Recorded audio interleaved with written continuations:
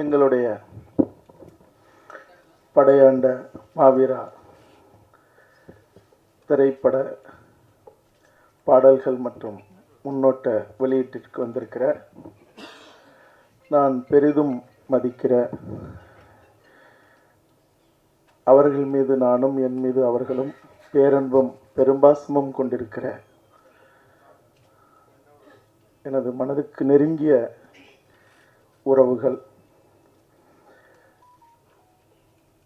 இந்த மண்ணையும் மக்களையும் நேசிப்பது போலவே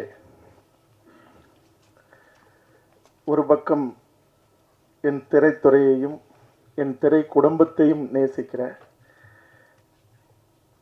எனது மனதுக்கு பிரியப்பட்ட பேரன்பு கொண்ட மேடையிலேயும் மேடைக்கு கீழேயும் இருக்கிற உங்கள் அனைவருக்கும் எனது மனம் நெகிழ்ந்த நன்றியும் வணக்கமும். இது நான் இயக்கி நடித்திருக்கிற படைப்பு. உண்மையிலே ஒரு படைப்பாளி அவனுடைய படைப்பு தான் பேசணுமே ஒழிய அவன் பேசுவதுங்கிறது கொஞ்சம் கூடுதலான விடயமாக நான் எப்பொழுதும் பார்ப்பேன். ஆனாலும் கூட சில விடயங்களை இங்கே நான் சொல்ல வேண்டியது இருக்கு. இந்த படைப்பு விகே ப்ரொடக்ஷன்ஸ், அதாவது நெய்வேலியில் தொடங்கி என் மீது பெரும் அக்கறை உண்டு. இப்படியே ஓடிக்கிட்டு இருக்கிய வழக்கு, வம்பு, சண்டை, எந்த மூலையில் எது நடந்தாலும், நீட்டுக்கான போராட்டமா, அனிதா வீட்டில் வழக்கு, காவேரி பிரச்சனையா, கத்திப்பாரா பாலம், மீனவர் பிரச்சனை, ஸ்டெர்லைட் பிரச்சனை, கன்னியாகுமரிக்கு ஓடுறது, ராமேஸ்வரத்துக்கு ஓடுறது, அதுக்கப்புறம் ஓடி அடங்குற நேரத்தில் இல்லை ஓடிக்கிட்டே இருக்கும்போது அல்லது களத்திலே பிடிச்சி தூக்கிட்டு போய் உள்ளே வச்சுறது, புழல். இப்படியே இருந்தால் எப்படி? சந்தனக்காடு போல் ஒரு படைப்பு எடுத்துட்டு இப்படி போய் எப்பப்போ முடங்கிறதுங்கிறது சரியானதல்ல அப்படின்னு என் மேலே அக்கறை கொண்டு ஐயா கிரியாடெக் பாஸ்கர், ஐயா உமாதேவன், சகோதரர் குரல் அமுதன், ஐயா நீலமேகம், இப்படி எண்ணற்றவர்கள், இங்கே மருத்துவர் மோகனசுந்தரம் ஐயா, இப்படி எல்லாருமே சேர்ந்து இல்லை அப்படின்னு சொல்லி இப்படி ஒரு படைப்பு செய்யலாம் அப்படின்னு அது அங்கே உருவாகி, அதன் பிறகு ஒரு கட்டத்தில் நிற்கும்போது, ஏன்னா மகிழ்ச்சி படம் எடுக்கும்போது என்னுடைய பேரன்பிற்குரிய சகோதரர், என் வாழ்க்கையில் மிக முக்கியமான ஆளுமைகள் தான் இங்கே இருக்காங்க. தயாரிப்பாளர் மணிவண்ணன் அவர்கள் இந்த நேரத்தில் இந்த இடத்துல உட்கார்ந்துருக்கும் போது இந்த படைப்பு செஞ்சோம். இந்த படைப்பு நீங்கள் எல்லாரும் பார்த்தீங்க, உங்களுக்கெல்லாம் ஒரு பெரிய சிலிர்ப்ப முன்னோட்டமும் பாடல்களும் ஏற்படுத்தியிருக்குங்கிறதுல எனக்கு எந்த சந்தேகமும் இல்லை. படம் பார்த்ததுக்கு பிறகு படம் முடியும் போது இந்த மண்ணில் மட்டும் இல்லை, பார்க்கிற ஒவ்வொரு மனசுலையும் ஒரு பெரும் பேரதிர்வு ஏற்படும். நான் அதை உறுதியாக சொல்கிறேன். 30 கலைஞர்கள், பின்னணி குரல் கொடுக்குற கலைஞர்கள், பெண்கள் ஒரு 10-12 பேர், இளைஞர்கள், குழந்தைங்க, பெரியவங்க, இப்படி எல்லாரும் சேர்ந்து இந்த கூட்டு குரல் கொடுக்கறதுக்கு டப்பிங்கில். அப்போ வந்தவங்க அங்கங்கே பார்த்துக்கிட்டே இருந்தாங்க. கூட்டம் கத்துறது எல்லாம் பார்த்துருப்பீங்க, பெரும் கூட்டம், அந்த பெரும் செலவு, அதில் தான் நிறைய விவாதங்கள்லாம் நடக்கும். படத்தில் நடந்த சண்டையை விட நேரில் எங்களுக்குள்ள நிறைய சண்டை நடந்திருக்கு. ஆனால் ஒரு இடத்துல அப்படி ஒருத்தர் சாயும் போது ஓடி வந்து கட்டி பிடிச்சி தூக்கிறதும் அரவணைக்கிறதும் உச்சி முகர்கிறதுங்கிறதும் இந்த படைப்பில் நிறைய நடந்துக்கிட்டே இருக்கு. ஆனால் அந்த 30 கலைஞர்கள் ஒரு அறைக்குள்ள உட்காந்து கூட்டத்தில் கத்துறாங்க. அங்கங்கே காட்சி, கத்துறது, அழுவுறது, கோஷம் போடுறது, அப்படி இருந்தது. ஒரு கட்டம் நெருங்க காலையில் 9 மணிக்கு ஆரம்பித்து மாலை 6 மணிக்குள்ளே முடிக்கணுன்றது திட்டம். ஆனால் அது 7-8ன்னு அப்படி தாண்டி போகுது, அடுத்த கால் ஷீட்டுக்கு போகுது. அப்போ ஒரு கட்டத்தில் பொறுக்க முடியாத அவங்க, ஏங்க அந்த ஒரு சீனை முழுசாக காட்டுங்களேங்க, ஏங்க அங்கே கத்தி விட்டு அப்புறம் கடைசியாக காட்சி முடியும் போது அது சரி ரைட் அப்படின்னு சொல்லி பாருங்க, இந்த காட்சியை பார்க்கணுமா பாருங்க அப்படின்னு பார்க்க விட்டேன். இறுதி கட்ட காட்சி, இந்த படைப்பின் உண்மை நாயகன் மருத்துவமனையில் ஐயா நீதியரசர் அவர்கள் சொன்னது போல நூற்றுக்கணக்கான கோடிகள் இல்லை, இந்த உலகம் அதிர்ந்து போகும். வேற 5000 ரூபாய்க்கு கூட கழுத்தறுத்து கொலை பண்ற கூட்டம் இருக்கிற இன்றைய சமூகத்தில் 1000 கோடி ரூபாய் விலை பேசப்பட்ட நிலையில தன்னுடைய இடது காலால் எட்டி உதைத்தவன் உலகத்தில் எங்கேயும் பார்க்க முடியாது. இந்த படம் வரும்போது அந்த பேருண்மைகள்லாம் தெரியும் போது அதிரும் மனித மனங்கள். அவன் சாதியாக இருக்கிறான், மதமாக இருக்கிறான் அப்படிங்கிறதுலாம் முக்கியம் இல்லை, இல்லை வேற்று மொழியாக இருக்கிறான், மனிதனாக இருந்தாலே போதும். அந்த 30 பேரும் அந்த இறுதிக்கட்ட காட்சியை மருத்துவமனையும் அவனுடைய மரணமும் ஊர்வலமும் இன்ஜினியர் பாரி அப்படின்னு இந்த 4 ஃப்ரெண்ட்ஸ் இந்த குரல் பதிவு தளம், அங்கே ஒரு அறைக்குள்ள 30 பேரும் உட்காந்துருக்காங்க. ஒரு சின்ன அறை தான். நாங்கள் 2 பேரும் இங்கே அந்த பொறியாளர் அறையில் இருக்கோம். அந்த காட்சி போகுது, பார்க்குறீங்களான்னு நான் கேட்குறேன். ஏன்னா இறுதிக்கட்ட காட்சி என்ன மாதிரி மனநிலை, ஏன்னா இவங்க தினம் திரையை பார்க்குறவங்க, இந்த அவனுக்கு நீ பேசு, இவனுக்கு கத்து, இவனுக்கு திட்டு நின்று அப்படின்னு. அப்போ தினம் பார்க்குறவங்க அவங்களுக்கு வேற அது ஒரு பெரிய மறத்து போயிருக்கும். அப்போ நீங்கள் அந்த இறுதிக்கட்ட காட்சியை பார்க்க போடுங்க அப்படின்னாங்க. நடக்குது, இறுதிக்கட்ட காட்சி போகுது. அறையில் நாங்கள் இங்கே உட்காந்துருக்கோம், பொறியாளர் நானும். காட்டுறாரு, ஏன்னா நடுப்புற கண்ணாடி இருக்கும், உங்களுக்கு தெரியும் அந்த அறையை இந்த அறையை தடுக்கிறது. ஏன்னா இங்கேருந்து சொல்கிறதுக்கு ஒரு அம்மா குனிஞ்சு அழுதுச்சு, இன்னொரு அம்மா சேலை எடுத்தது, இன்னொரு அம்மா திரும்பிச்சு, ஒரு பையன் கரிச்சு இப்போ வருவான் குடிஞ்சுக்கண. இவர் என்கிட்ட சொல்லிக்கிட்டே இருக்கார், பாரு சார். இதெல்லாம் இறுதிக்கட்ட காட்சியினுடைய அதுக்கு முன்னாடி வரைக்கும் சிலிர்ப்பு, நெருப்பு, தகிப்பு, படம்புற அப்படிதான். ஆனால் அந்த இறுதிக்கட்ட காட்சி அது சொல்லு சார், அந்த பாரு சார், அந்த பையன் அந்த அந்த நிற்கிறான் பாரு சார், நின்று பார்க்குறான். பாடல் அந்த முடிஞ்சுது. எள்ளுவய பூக்களையே எப்படி ஒரு பாடலோ, எனக்கு ரொம்ப பிடித்த பாடல். இதில் வீரப்படையாண்ட வீரா, வெற்றிக்கு பிறந்த தீரா அப்படின்னு அந்த பாடல் கவி பேரரசு வைரமுத்து அவர்கள் எழுதியிருப்பாங்க. அவன் மக்களை மறந்து மறைந்தாயே மாவீரான அந்த பாடல். அது வெறும் பாடலா கேட்டாலே யாராலையும் தாங்க முடியாது, காட்சியா முடியும் போது அந்த ஒரே அழுகை சத்தம், கதறல் சத்தம் எனக்கு எனக்கு வெளவெளத்து போச்சு. ஏன்னா இந்த மனநிலைங்கிறது அது அது எப்படியாப்பட்ட மனநிலைன்னு உங்களால் ஏதாவது ஒரு வகையில் புரிஞ்சுக்க முடியும். ஒரு பையன் எந்திரிச்சு, எல்லாரும் அப்படி கலங்கிட்டு இருக்காங்க, கத்திக்கிட்டு இருக்காங்க. ஒரு பையன் அந்த அந்த பொறியாளர் அறைக்கு 30 பேர் வர முடியாது, ஏன்னா சின்ன அறை. நீங்கள் இங்கே வரீங்களா, நாங்கள் வரட்டுமான்னு கேட்குறாங்க. கண்ணை தொடச்சிட்டேன், இல்லை நான் வரேன்னு இப்படி வெளியில் போகிறேன். நான் போகிறதுக்குள்ளே 30 பேர் வெளியே வந்து என்னை கட்டி பிடிச்சிட்டு கதறி அழுததுங்கிறது அது என் படைப்புக்காகங்கிறது மட்டுமே நான் நினைக்கல. ஒருத்தன் அறம் கொண்டு வீரம் கொண்டு நேர்மை கொண்டு பிறந்து வாழ்ந்த ஒருத்தனுடைய வாழ்க்கைங்கிறதுனால தான் அந்த கதறலும் அந்த அழுகையும். இல்லைன்னா வராது, வரவே வராது. ஆக நான் இந்த படம் வெற்றி படங்கிறது எல்லாம் எனக்கு எந்த சந்தேகமுமே இல்லை. இன்னொன்று, என் மனது நெருங்கிய எத்தனையோ மூத்த பத்திரிகையாளர்கள் அவங்க பார்த்து நான் வளர்ந்துருக்கேன். நிச்சயமா அவங்க என்னை வளர்த்துணுன்னு நினைப்பாங்க. ஒரு படைப்பை எடுத்துட்டு ஒரு படைப்பாளி கெஞ்சவே கூடாது. உரிமை வேற, எப்படியாவது பாருங்க, எப்படியாவது வெற்றி அடையுங்க. நீங்க வெற்றி அடைய வைக்கிறதுக்கான தரமும் தகுதியும் அறமும் நேர்மையும் உண்மையும் அந்த படைப்புல இருக்குன்னா உலகத்தில் யாராலையும் அந்த வெற்றியை தடுக்கவே முடியாது. இந்த படைப்பினுடைய வெற்றிங்கிறது அது நான் இவ்வளவு காலம் போராடினேன், எல்லாரும் தெரியும். எல்லாத்தையும் விட்டுட்டு ஓடும்போது தான் இழுத்து பிடிச்சி என்னை நிறுத்தி இடையில என்னுடைய போராட்டம் குறைவாக இருக்கும். அப்படி இருந்தும் பரந்தூருக்கு போயிட்டேன். போய் அங்கே உண்டில்லைன்னு பண்ணிவிட்டேன். வந்த உடனே பெரிய ரைடு இவங்க தான், யாருக்குன்னு அடங்குற ஆள் இல்லை. ஆனால் பணம் போட்டவர்கள் சொல்லும்போது நான் யோசித்தேன், இந்த படைப்பு படையாண்ட மாவீரனுடைய வெற்றி. அதாவது நான் சந்திரகாடு எடுத்தேன், ஒரு இனமும் வனமும் சிதைந்த வரலாறு.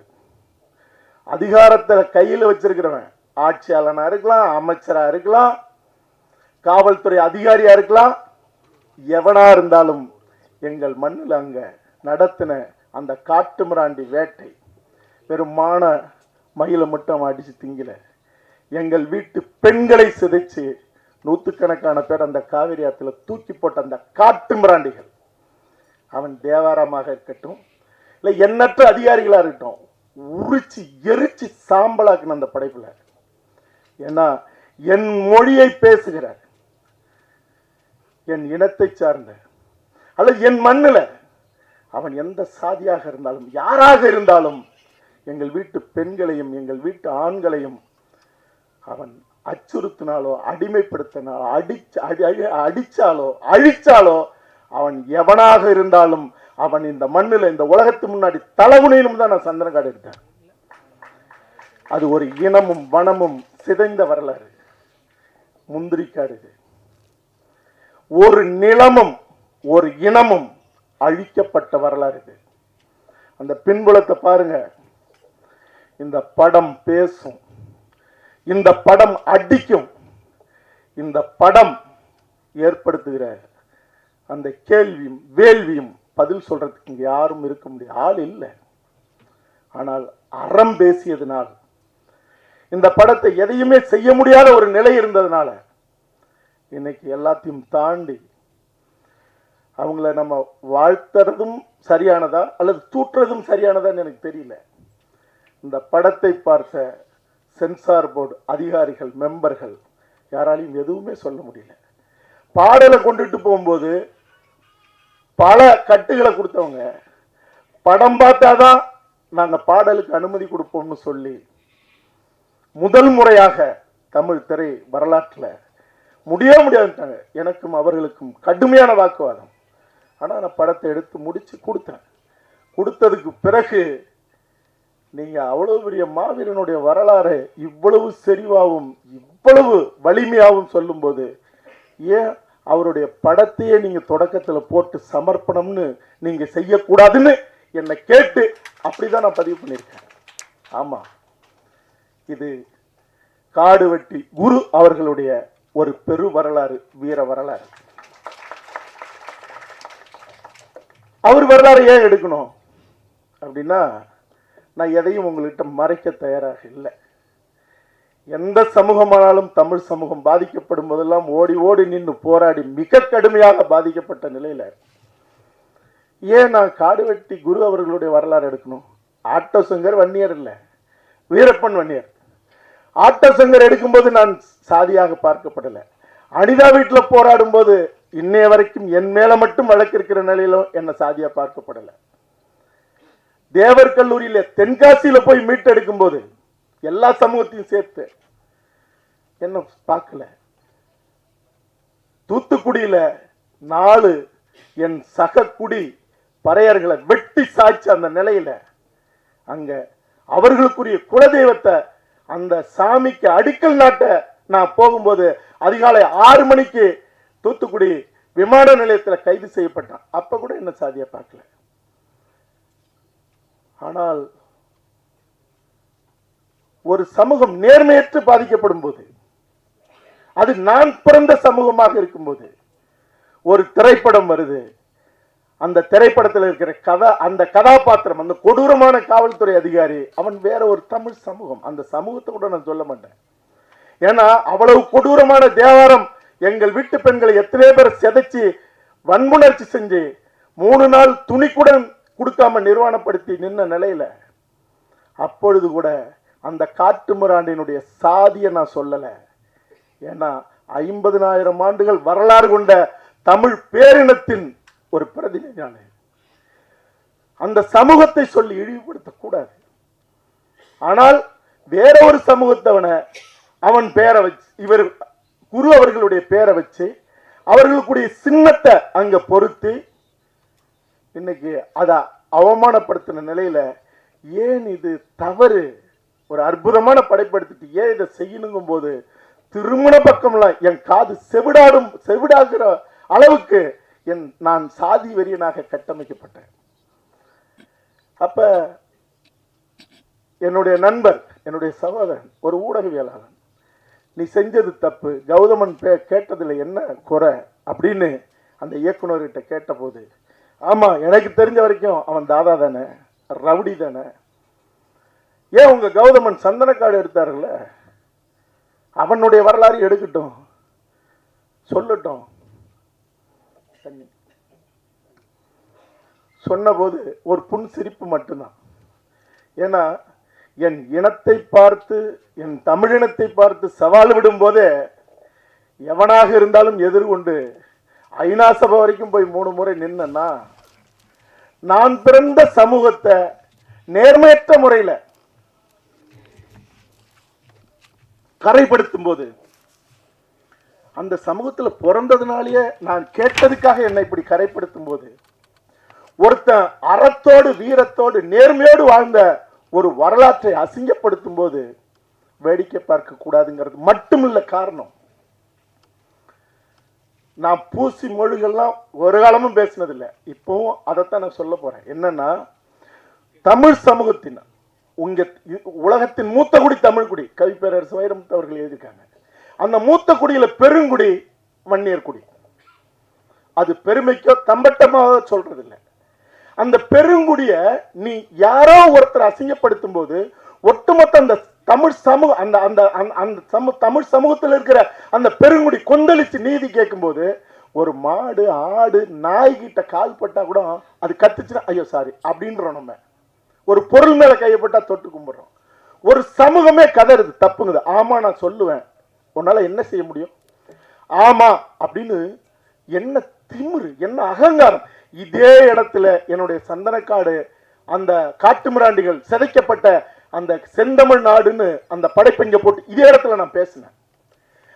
நாங்க பேசினதுக்கு அப்புறமும் அதே திமிரு, அதே கொக்கரிப்பு. அப்ப நான் சொல்றது, உனக்கு எதிரின்னா அந்த சமூகத்தின் தலைவர்னா, உனக்கு ஆளுமை இருக்குன்னா, ஆண்மை இருக்குன்னா நேருக்கு நேரம் மோது. ஆனால் இந்த சமூகத்துல ஒரு பெருங்குடியா தமிழ் மொழிக்காக, இனத்துக்காக எல்லாரும் நிற்கிறான். என்னை பொறுத்த வரைக்கும் தமிழ் சமூகத்துல அவன் யாராக இருந்தாலும், இந்த இனத்துல எந்த ஒரு சாதியும் பெருசாதி இல்லை, உயர்ந்த சாதி இல்லை, எனக்கு மேலானவனும் இல்லை, எனக்கு கீழானவனும் இல்லை.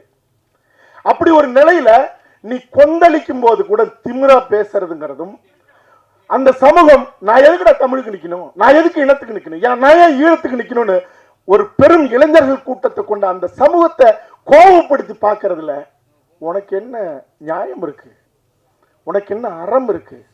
இன்னும் சொல்ல போனா இதற்கெல்லாம் மூல காரணமாக இருக்கிற ஆள் நீ தமிழனே இல்ல, என் மொழிக்கும் இனத்துக்கும் சம்பந்தம் இல்லாதவன். நீ எங்கேயோ ஒரு பின்புலத்துல இருந்து நீ சொல்ற. அப்ப ஒரு இதுல இருக்கிற அரசியல் என்னன்னா, நான் ஜல்லிக்கட்டுக்கு ஏன் அவனியாபுரத்துல வாடிவாசல்ல போய் நின்று ரத்தம் சிந்தி போறான்னா, வெறும் மாடு மட்டும் விளையாடுறதுக்கு இல்ல, அந்த இடத்தை தான் பார்க்கணும். மாட்டோட விளையாடுறது நம்மளுடைய மரபு. ஏன் நெஞ்சு, ஏன் ரத்தம், ஏன் மாடு குத்துன ஏன் வயிறு தான் தெரியுது. எந்த மாடு செத்ததா சரித்திரம் இல்ல. உனக்கு ஏன் பயம்? சிங்கத்தோட விளையாட முடியுமான்னு கேள்வி கேட்ட ஒரு உச்ச நீதிமன்ற நீதிபதிக்கு பதில் சொல்றதுக்கும் பதிலடி கொடுக்கறதுக்குன்னா நான் அவனியாபுரம் வாடிவாசல்ல நின்ன. ஏன்னா நீங்க ஜெர்சி மாடு வந்துடும். இன்னைக்கு இயற்கை விவசாயத்தில் அதனுடைய மூத்திரமும் அதனுடைய சாணமும் தான். அந்த இயற்கை மாடு அந்த பால் கறந்தா தான், அந்த பாலை குடிச்சா தான் அறிவுள்ள பிள்ளைகள் வளரும். இல்லாட்டினா மாடும் பன்றியும் சேர்ந்த ஒரு இனத்திலிருந்து பாலை குடிச்சா என்ன ஆகும்? அப்ப என் இனம், என் நிலமும் அழிக்கப்படுது, என் இனமும் மலராக்கப்படுது, என் நிலமும் மலராக்கப்படுது. அப்ப இன்னைக்கு நம்மாழ்வார்னு ஒருத்தர் வந்து இயற்கை விவசாயத்தை புகுத்தி அப்படி வந்துட்டு இருக்கும் போது, இதுக்குள்ள இருக்கிற இந்த சூழ்ச்சியை பார்க்கும்போது தான் அடிச்சு உதச்சி இந்த மண்ணுல மீண்டும் நம்மளுடைய ஜல்லிக்கட்டு விளையாட்டு நடந்தே தீரணும்னு தான் நான் போய் அவாடி வாசல்ல நின்னது. அவன் அடி சாதா தொப்பியை கழித்து இரும்பு தொப்பியோட வரும்போதும் நெஞ்ச நிமித்திட்டு போய் நின்னது, ரத்தம் சிந்தும் போது கூட சீறி பாஞ்சதுங்கிறது திமிரு இல்லை, வேற வழி இல்லை. அப்ப தமிழ் சமூகத்துல எழுச்சியோட ஒரு நிக்கிற எந்த இனமாக இருந்தாலும், அது அது அது சின்ன சமூகமா இருந்தாலும் சரி, பெரிய சமூகமா இருந்தாலும், ஆனால் பெரிய சமூகமா இருக்கும்போது அவர்கள் உரிமை மறுக்கப்படுறதும், அவர்கள் அடக்கப்படுறதும், அவர்கள் அவமானப்படுத்தப்படுறதும் ஒரு பெரும் சமூகத்தில் நிகழ்ந்தா அவனுக்கே இப்படி நிகழ்ந்துருச்சுப்பா, நாம என்ன செய்ய போறோம்? ஒன்றும் செய்ய முடியாது. இப்படியேதான் அடங்கி கிடக்கணும், அடிமையா கிடக்கணும் அப்படிங்கிற நிலை இருக்குல்ல, அது வன்முறைகளுக்கெல்லாம் மேலான வன்முறை. அப்ப நீனு தவறும் செஞ்சுவிட்டு அதுக்கு மேல திமிரா நிற்கும் போது உனக்கு பதிலடியும் கொடுத்தே தீரணும்.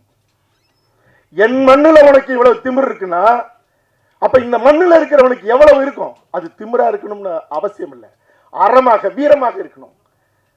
இந்த படம் என் இனத்தை, என் இனத்திற்குரியவர்களை தலை நிமிர்த்தும், என் எதிரிகளை 100% தலைகுனிய வைக்கும். அதுதான் படையாண்ட மாவீரா. தவிரவும் இது மட்டும் இல்லை, என்னுடைய வாழ்நாள் லட்சியமே. நான் சந்தனக்காடு எடுத்த முந்திரிக்காடு, முந்திரிக்காட்டுல இன்னும் ஒரு மாவீர வரலாறு இருக்கு. என் தாய்க்கும் தாய் மொழிக்கும் சமமான என்னுடைய தமிழீழ தேசிய தலைவன் மேதகு பிரபாகரன் அவர்களுக்கு சமமான தோழர் தமிழரசன் வரலாறு. அந்த வரலாறு வரும்போது தெரியும். சந்தனக்காடு வரலாறு, முந்திரிக்காடு வரலாறு மட்டும் இல்லை, எல்லாத்துக்கும் மேல இந்த பிறப்பினுடைய அர்த்தமாக நான் காத்துக்கிட்டு இருக்கிறது. நான் முன்னாடி சொன்னது போல என் தாய்க்கு சமமான தலைவர் பிரபாகரன் அவர்களுடைய வன்னிக்காடு வரலாறு எடுக்கிறதுக்கு தான் நான் காத்துக்கிட்டு இருக்கேன். அது வரும்போது இங்கேயாவது என் இனத்தின் எதிரி தலைகுனிவான், இந்த உலகமே தலைகுனிய போது. தலைவர் பிரபாகரன், அண்ணன் பிரபாகரன் வரலாறு வரும்போது இந்த உலகம் தலைகுனியும். ரூட்ஸ்ங்கிற வேர்கள், அது பெரும் நாவல். அது கருப்பினத்தை அடக்கின வெள்ளையர்களுடைய அந்த குரூரங்களை சொன்னது.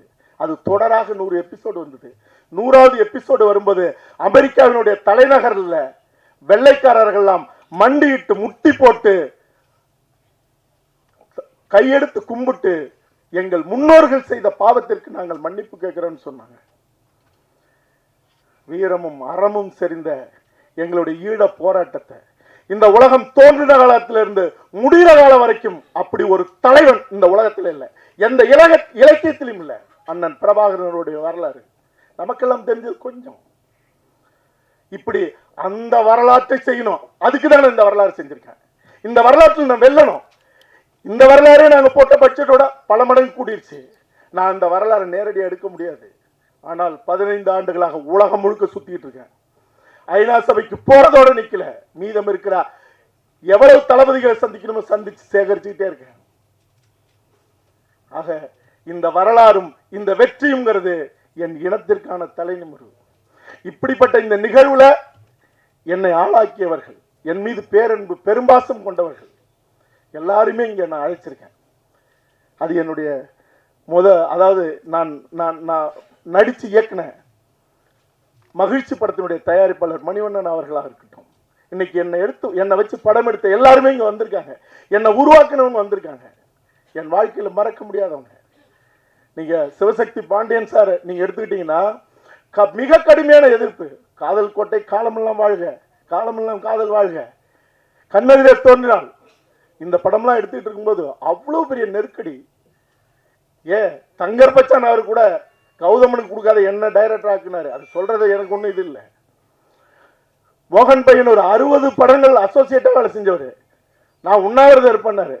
அவர் சொன்ன வார்த்தை, கௌதமனை நான் கனவே கிடையாதுல்ல டைரக்டர் ஆக்கிய தீர்வுன்னு சொல்லி ஆக்குனாரு. எல்லா நிலையிலும் என் குடும்ப வாழ்க்கை உட்பட என் கூட, அவர் கூட நான் நிற்கிறேன், அவர் என் கூட நிற்கிறார். எல்லாருமே அப்படிதான்.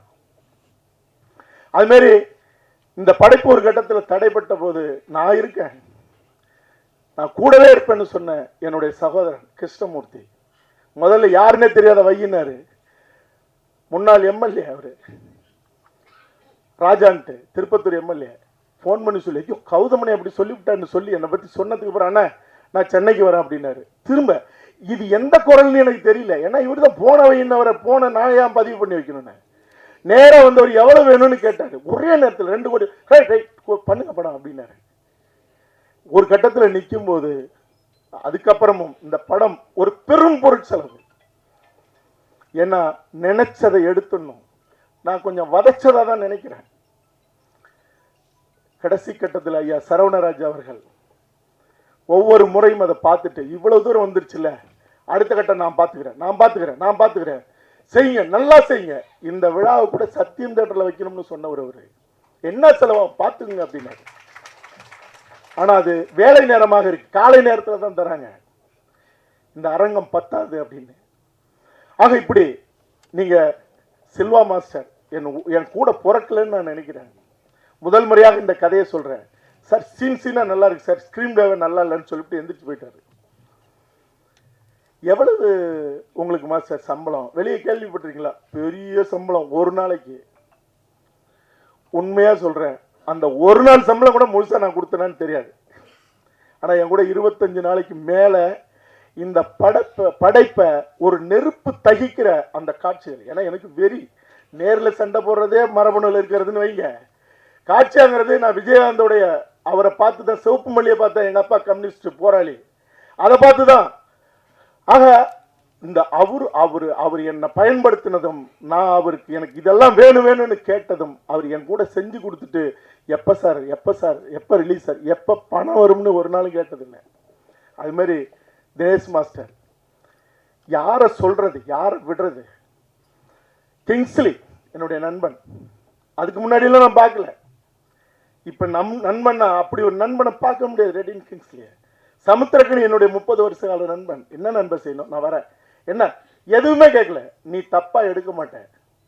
நான் சொன்னேன், இது சாதிய படமாக தெரியும், படம் முடியும் போது இது தமிழ் சாதி படமாக முடியும்.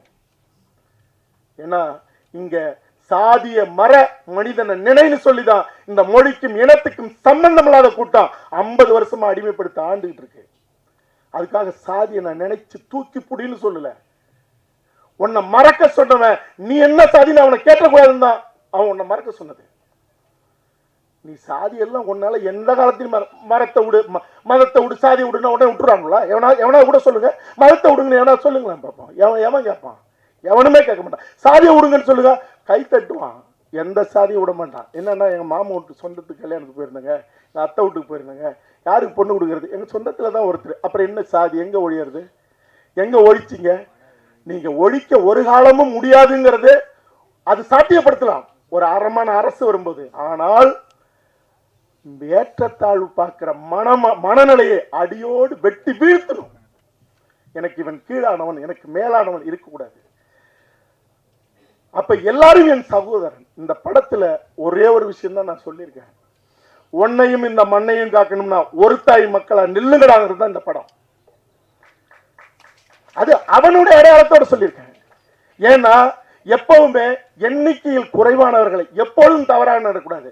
அவனை ஒழிக்கிறனா ஒழிக்க முடியாது.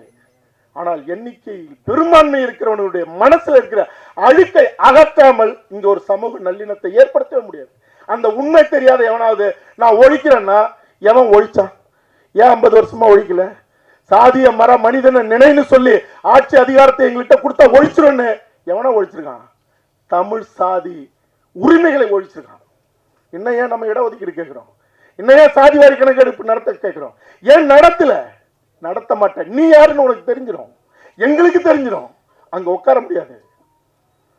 எல்லாருக்கும் தெரிஞ்சாலும் யாராருக்கு என்ன பங்கோ அந்த பங்கீடு நடக்காமல் தமிழ் சமூகம் அமைதியும் உறாது, உரிமையும் கிடைக்காது. அதற்கான அடையாளமாக தேவைப்படுற இடத்துல நான் சொல்லியிருப்பேனே ஒழிய நான் அதுக்கு மேல விளக்கம் சொல்லணும்னு அவசியம் இல்லை. ஆக இந்த படைப்பு படையாண்ட மாவீரா, இன்னைக்கு நான் இங்க எல்லாரையும் சொன்னேன். என்னுடைய பேரன்பிற்குரிய சகோதரர் சீமான் அவர்கள், எந்த ஒரு விடயமா இருந்தாலும் அது ராத்திரி 1 மணியா கூட இருக்கும். தமிழ் தேசியத்துக்கு ஏன் 2 சாதி, 2 கட்சி? தமிழ் பேரரசு ஒண்ணு, நாம் தமிழர் ஒண்ணு. அவர் இருக்கும்போது நீ ஏன் ஆரம்பிச்ச? எத்தனை திமுக கட்சி, திராவிட கட்சிகள், எத்தனை கட்சிகள்? தமிழ் இனத்தை காக்க, தமிழ் மண்ணை காக்க திசைக்கு ஒரு தலைவன் தேவை. திசைக்கு ஒரு தலைவனை தமிழ் சமூகம் உருவாக்காமல் ஒருத்தன் வீழ்ந்தா இன்னொருத்தன் எழுணும். தேவைப்படும் போது எப்படி அப்பா அம்மாவுக்கு உடம்பு சரியில்லைன்னா, ஒரு ஆபத்துனா அத்தனை பிள்ளைகளும் ஒன்று கூடி நிற்குதோ அப்படி நிற்காமல் தமிழ் சாதிகளையும் தலைவன் தேவை. இதை இழிவாக, கேவலமாக, குதர்க்கமாக பேசுகிற கூட்டத்திற்கு அதை பத்தி நான் கவலைப்படலை. அது அவசியமும் இல்லை. அது ஈனத்தனமான பிறவிகள். தன் சமூகத்தை காக்க ஒவ்வொரு சமூகத்திலும் தலைவன் தேவை. அத்தனை தமிழ் சாதிகளும் ஒன்று சேர்ந்து நின்று தமிழ் நிலத்தை இது என் நிலம், இது என் தாய் நிலம், இது என் தாய்மொழின்னு ஒன்று சேராம ஒரு காலமும் விடியல் கிடைக்காது. இன்னைக்கு உன்னை சாதியை பிரிச்சு வச்சுட்டு தானே என்ன செய்யறான், விலைக்கு கொடுத்து வாங்குறான். இந்த சாதி நான் எடுத்துக்கிறேன் திமுக, இந்த சாதி அண்ணா திமுக நான் விலைக்கு வாங்கிக்கிறேன். என்ன ஈனத்தனம். சாதியை ஒழிச்ச நீ சாதி தலைவர்கள்லாம் விலை பேசுவாங்க, பொட்டிக்கு கொடுப்ப, சீட்டு கொடுப்ப, அப்புறம் தான் நீ பிரிச்சு வச்சிருக்கிய. அப்புறம் எங்களுக்கு சரி வாங்குறிய, ஆள விலைக்கு வாங்குறிய, அவனுக்கு பதவி கொடுக்குறியா? என்ன அயோக்கியத்தனம். ஒரு குரல் எழுந்தது, கூட்டணி கூப்பிட்டு ஆட்சியில பங்கு வேணும்னு. இது இப்ப இல்ல, முன்னாடியே எல்லா தலைவர்களையும் அடக்கிட்டாங்க. ஆட்சியில பங்கு கொடுத்தா என்ன ஆகும், அவன் சமூகத்தை வளர்த்துக்கிட்டே இருப்பான். இப்ப என்ன, உனக்கு பொட்டி வேணுமா வாங்கிக்க போயிரு. என்ன அயோக்கியத்தனம். அது இனிமே நடக்க கூடாது, இனி நடக்காது. இது இந்த படம் தமிழ் சமூகத்தினுடைய பேராயுதம். இப்படி எல்லாம் எண்ணற்ற பிரச்சனைகள் நடக்கும் போது அல்லது எதுவாக இருந்தாலும் முன்னாடி சொன்னது போல ஏன் ரெண்டு கட்சி நாங்கள் எப்போதுதான் மேடையில் சந்திக்கிறோம். எப்ப தேவையோ அப்பொழுதெல்லாம் நாங்கள் பேசிக்கிட்டே தான் இருக்கோம். நான் விழும்போது ஒரு காலமும் அவர் வேடிக்கை பார்க்க மாட்டார். அவர் விழும்போது அல்லது அவர் வீழ்த்தப்படும் போது அவன் எவனாக இருந்தாலும் இல்ல எமனாக இருந்தாலும் நான் போய் நிற்போம் முதலாளா. இந்த தமிழ் சமூகம் விழும்போது தேவனா இறுக கைப்பற்றி அவரோட மட்டும் இல்ல இன்னும் தேவையானவர்கள்லாம் ஒரு நேரத்தில் காலம் ஒன்று சேர்க்கும். என் இனத்தின் எதிரிகளை இந்த மண்ணில இருந்து ஓட ஓட அடிச்சு விரட்டாம இந்த மண் இந்த இனம் தலை நிமிராத எங்கள் தலை சாயாது. படையாண்ட மாவீரா அதற்கான தொடக்கம். இந்த படைப்புல இறுதியாக இந்த படைப்புல என்னோடு பணிபுரிந்தவர்கள், அது ஒளிப்பதிவாளர் கோவி ஜெகதீஸ்வரனாக இருக்கட்டும், ஐயா ராஜமுகமது இரவு பகலாக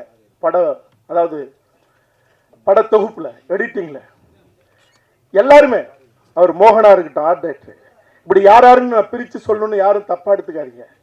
எல்லாருமே என்னுடைய தயாரிப்பு குழுமம், தம்பி நிர்மல்ராஜ், தம்பி விக்னேஷ், இப்படி எல்லாருமாக இந்த படத்துல என்னுடைய வேகத்தை மட்டும் இல்ல இன்னும் சொல்ல போன என்னுடைய கோபத்தையும் உள்வாங்கிட்டு தாங்கிட்டு இந்த படத்தை ஒரு நெருப்பு சிற்பமாக கொண்டு வந்த என்னுடைய பெருமரியாதைக்குரிய என்னுடைய பெரும் பாசத்திற்குரிய இந்த படைப்பு சம்பந்தப்பட்ட அண்ணன், அதாவது உடையலங்கார நிபுணர் முருகனாக இருக்கட்டும், சசியா இருக்கட்டும், ஒப்பனை செய்த சசி அவர்களாக இருக்கட்டும், இப்படி எல்லாருக்கும் என்னுடைய பேரன்பும் பெருநன்றிகளும். இந்த படைப்பு வெல்லுவதற்கு என்னுடைய பேரன்பு கொண்ட சகோதரர்கள் ஊடகவியலாளர்கள் நீங்க என்ன செய்யணுமோ அதை செய்வீங்கன்னு நான் நம்புறேன். ஒட்டுமொத்தமாக தமிழ் சமூகம் இந்த படைப்பு கொண்டாடுவதோடு தொடர்ந்து வன்னிக்காட்டின் பயணத்திலும் நாம் சந்திப்போம், பயணப்படுவோம்.